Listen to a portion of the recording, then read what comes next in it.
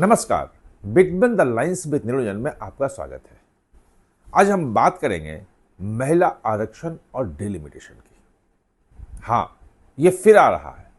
संसद का जो मानसून सत्र है वो अभी तक खत्म नहीं हुआ है, समापन नहीं हुआ है, स्थगित है।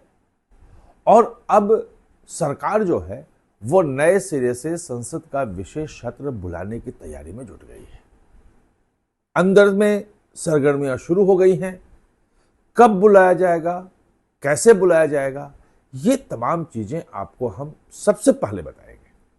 अभी तक कहीं बाहर ये खबर नहीं है, लेकिन हम आपको बता रहे हैं कि संसद का जो विशेष सत्र है उसकी क्या तैयारी शुरू हो गई है और कैसे सरकार जो डिलिमिटेशन वाला जो बिल है, जो महिला आरक्षण का बिल है, जो 2/3 बहुमत से जिसको पास होना है दोनों सदनों में, जो 17 अप्रैल को गिर गया था, सरकार बहुमत नहीं जुटा पाई थी, जो चाहिए था 2/3 बहुमत उससे पीछे रह गई थी। इस बार पूरी की पूरी तैयारी है।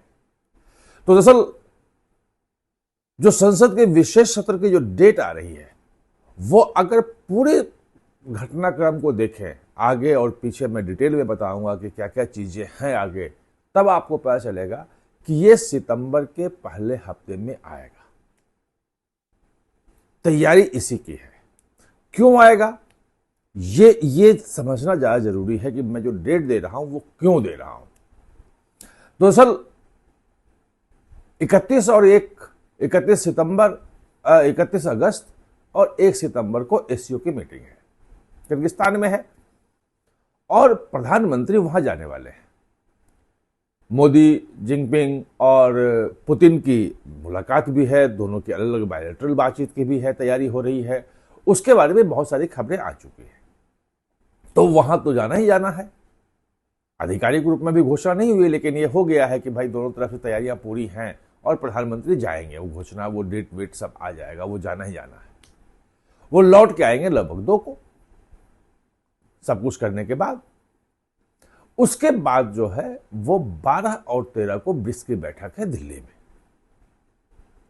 उसमें भी उम्मीद है, जो चीन के राष्ट्रपति हैं वो कह रहे हैं कि हम आएंगे, पुतिन जो है वो भी हामी भर रहे हैं कि हम आएंगे, जो ईरान के राष्ट्रपति हैं उनका भी आया है, जो ब्राजील के राष्ट्रपति हैं वो भी है, जितने भी हैं, इंडोनेशिया के हैं, जो भी ब्रिक्स के मेंबर हैं, सबके राष्ट्राध्यक्ष यहां होंगे। बड़ा जमावड़ा होगा 12-13 सितंबर को। लोग जुटने शुरू हो जाएंगे 10-11 से ही, क्योंकि कई बायलैटरल भी होंगे। पीएम राष्ट्राध्यक्षों की आपस में सीधे पीएम की और दूसरे राष्ट्राध्यक्षों की अलग अलग मुलाकात होगी बायलैटरल। तो उसके बाद प्रधानमंत्री 2-3 दिन उसमें 13 तक बिजी रहेंगे, सब जाएंगे, 13-14 को फ्री होंगे। उसके बाद शुरू हो जाएगा यूनाइटेड नेशन का असेंबली, जनरल असेंबली की बैठक। वो 22 से लेके और 26-27 तक सारे राष्ट्राध्यक्ष उसमें संबोधित करेंगे। वहां पे जमावड़ा होगा अमेरिका में, और उम्मीद यह की जा रही है कि शायद पीएम मोदी भी इस बार जाएं वहां। अभी फाइनल नहीं हुआ, डेट नहीं आया है, लेकिन वो उसकी संभावना है। उसके बाद अगर आप देखेंगे तो 7 अक्टूबर को प्रधानमंत्री मोदी के हेड ऑफ स्टेट रहते हुए पूरे हो रहे हैं 25 साल। यानी कि 7 अक्टूबर 2001 को मुख्यमंत्री के रूप में जो शपथ ली थी प्रधानमंत्री नरेंद्र मोदी ने, वो मुख्यमंत्री रहते हुए सीधे प्रधानमंत्री बन गए और तब से अब तक बने हुए हैं। यानी कि कंटिन्यूअस हेड ऑफ स्टेट, 25 साल का रिकॉर्ड देश में किसी का है ही नहीं। वो उस रूप में प्रधानमंत्री मोदी जो है वो मनाया जाएगा, और भाजपा बड़े पैमाने पे तैयारी कर रही है उसकी। 3-3, 4-4 घंटे की बैठकें हुई हैं, नितिन ने भी ली है कि क्या क्या हमें करना है, कैसे इसको मनाना है, मतलब बड़ी तैयारी है। तो उसमें व्यस्तता रहेगी। तो जो समय आ रहा है, जो अनुकूल समय जिसे कहते हैं, वो फर्स्ट वीक में आ रहा है। अब रही बात किया कि क्या सचमुच में 2/3 बहुमत है, तो ये इसका जो जवाब है कि है, और अनुकूल समय कैसे है ये भी है।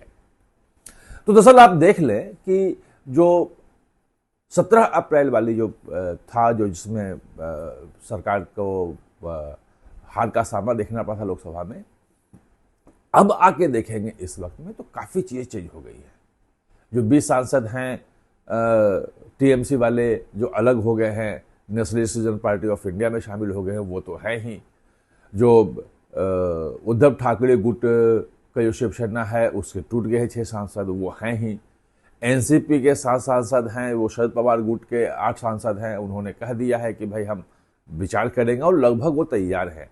वो सुप्रिया जो है शुले ने जो सब संकेत दिया है वो तैयार हैं। जो पवार और मोदी की मुलाकात हुई थी जब मानसून सत्र था, उसमें भी यह बात आ गई थी, उसमें कहीं कोई दो राय नहीं है।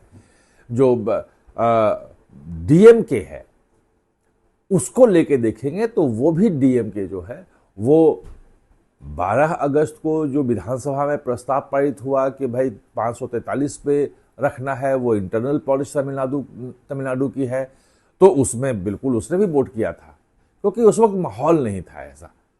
लेकिन जो साउथ जोनल काउंसिल की मीटिंग हुई उसमें जो अमित शाह गए वहाँ पे, फिर तमाम मुख्यमंत्रियों से मिले। जो जोसेफ विजय है तमिलनाडु का मुख्यमंत्री, उससे अलग से उनकी मुलाकात हुई थी। उसके बाद जोसेफ विजय का स्वर बदल गया और उन्होंने कहा कि जो प्रोपोर्शन है, जो अनुपात है लोकसभा में तमिलनाडु का, वो बरकरार रहना चाहिए। ये एक बहुत बड़ा डिपार्चर है। क्यों? क्योंकि अमित शाह ने यही प्रस्ताव दिया है कि हम 50% सारे स्टेट के सीट बढ़ा देंगे, और इस बार बिल में भी वो शामिल होगा। पिछले बार नहीं था। पिछले बार अमित शाह को ध्यान होगा, लोकसभा में कहा था कि भाई 2 घंटे का समय दीजिए, हम इसको चेंज करके ला रहे हैं और आप तैयार हो जाइए। खैर ऐसा होता नहीं है, उस वक्त चुनाव भी था तमिलनाडु में, और डीएमके उसके बाद भी नहीं देती उस वक्त। लेकिन जो जोसेफ विजय का जो बयान यह है बहुत महत्वपूर्ण है, क्योंकि जोसेफ विजय के अपने भले कोई लोकसभा में सांसद नहीं हो, लेकिन जो 22 सांसद डीएमके के हैं वो महत्वपूर्ण हैं।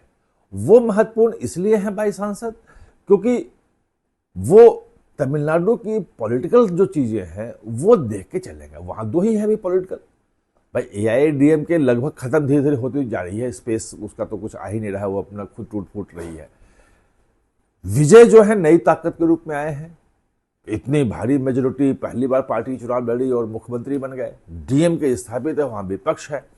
अगर ये दोनों पॉलिटिक्स वहां पे जो द्रविडियन पॉलिटिक्स करने वाले हैं, अगर ये सहमति बन जाती है कि 50% इंक्रीज हो जाए तो कोई दिक्कत नहीं है, तो डीएमके जो है वो साथ में वोट भी कर सकती है, और या तो अब्सटेन कर जाए। अब्सटेन कर जाएगी। अगर 22 सांसद अब्सटेन कर जाते हैं उसके, तो आप समझिए सीधे सीधे 14-15 जो है वो 2/3 बहुमत के लिए जो सांसद चाहिए वो कम हो जाएगा, क्योंकि टू थर्ड सीधे सीधे कम हो जाएगा उसमें। तो एक वो है। दूसरी बात यह है कि जो महिला आरक्षण और ये जो है डिलिमिटेशन वाला, इस पे सपा का रुख जो है वो बड़ा महत्वपूर्ण हो सकता है। आपने देखा कल सपा ने महिलाओं के लिए बहुत बड़े बड़े वादे किए, 40,000 रुपया सालाना, ये वो तमाम चीजें, जो अब महिला जो है वो अचानक इसमें पॉलिटिकल डिस्कोर्स के सेंटर में आ गई है। जो राहुल गांधी की पुणे वाली जो थी वो छात्रों की गूंज, वो छात्राओं की गूंज दरअसल थी, महिलाएं थी उसमें। तो ये पूरा का पूरा जो डिस्कोर्स निकल के आ रहा है वो है कि महिला सेंट्रिक होता जा रहा है। तमाम स्नातक लड़कियों को स्कूटी देने की घोषणा कर दी है योगी आदित्यनाथ ने, और महिला वोटर को कैसे लुभाया जाए, कैसे लाया जाए, ये सेंटर में है। और इसीलिए जो कुछ भी कर रहे हैं, तो इधर से रिजू हैं या बाकी लोग यही कमेंट कर रहे हैं कि भाई महिला तो करो, महिला आरक्षण बिल पास करो। जो मांग है कि 543 वाला कि वहीं फ्रीज किया जाए और उसी में 1/3 दिया जाए, ये इसमें अकेले जो बात आ रही है वो आ रही है सिर्फ कांग्रेस की। जो तमिलनाडु विधानसभा का प्रस्ताव था वो उसमें सब थे, डीएमके भी थे, सब थे। लेकिन आज की तारीख में जब जोसेफ विजय अपना रुख चेंज कर चुके हैं, तो उसके बाद वो स्टांस में मैं किसी दूसरी पार्टी का नहीं देख रहा हूं कि वो बिल्कुल लिया हुआ है कि इतना ही पे करो। जितने ट्वीट आते हैं, जितने बयान आते हैं, जो सब कह रहे हैं वो सब कांग्रेस कह रहे हैं, सपा की तरफ से कहा जा रहा है। ना आरजेडी की तरफ से कहा जा रहा है, ना झारखंड मुक्ति मोर्चा कुछ कह रही है, बाकी कोई रीजनल पार्टी कहीं कुछ नहीं कह रही है कि इसको फ्रीज करो। ये एक चेंज है और इस चेंज को समझेंगे तो आपको अगले हफ्ते मतलब सितंबर के पहले वीक में आपको महिला आरक्षण का विधेयक पास होता हुआ दिखेगा। आप हमारे साथ जुड़े इसके लिए बहुत बहुत धन्यवाद।